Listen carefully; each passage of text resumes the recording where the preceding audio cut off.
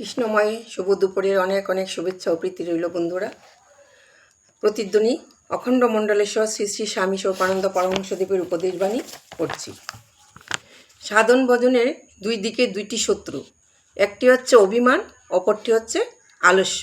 দীক্ষা নিলাম কিন্তু সাধন করলাম না, এর মানে হচ্ছে চাষ করার জন্য জমি পেলাম কিন্তু সেই জমিতে ফলকর্ষণ করলাম না। বীজ পেলাম কিন্তু সেই বীজ বপন করলাম না। কিন্তু মার্গশীর্ষ মাসে হাহাকার করে কপাল থাপড়াতে লাগলাম যে ঘরে আমার ফসল এলো না।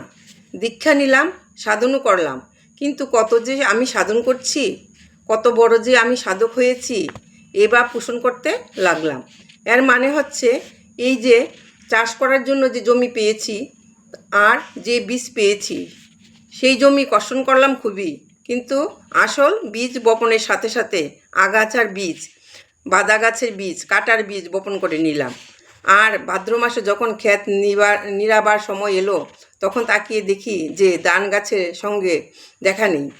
সমগ্র ক্ষেত জুড়ে শুধু বাদাগা আর জঙ্গল, কাটা আর বন। সুতরাং মনে রেখো, সাধন করতে আলস্যও করবে না, সাধন করে স্পর্ধিত হবে না। সাধনের সূক্ষ্ম শক্তি দ্বারা অতীত জন্মের কর্মফল তিন প্রকারে খণ্ডন করা যায়।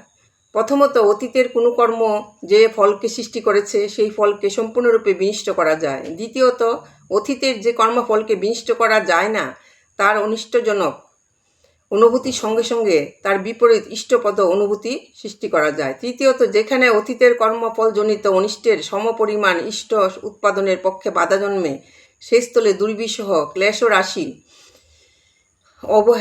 অবহেলে সহ্য করে যাবা শক্তি অর্জন করা যায়। মোট কথা, সাধন যদি করো তবে তার ফলে অতীতের কর্মফল কোথাও লুপ্ত, কোথাও অর্ধ ফলপ্রদ, কোথাও সহজে সহনীয় হয়ে থাকে। অতএব অতীতে অনেক পাপ করেছি, এজন্যে আর উদ্ধার নেই, এরূপ ভেবে চুপ করে বসে থাকার মতো ভ্রম কিছুই নেই।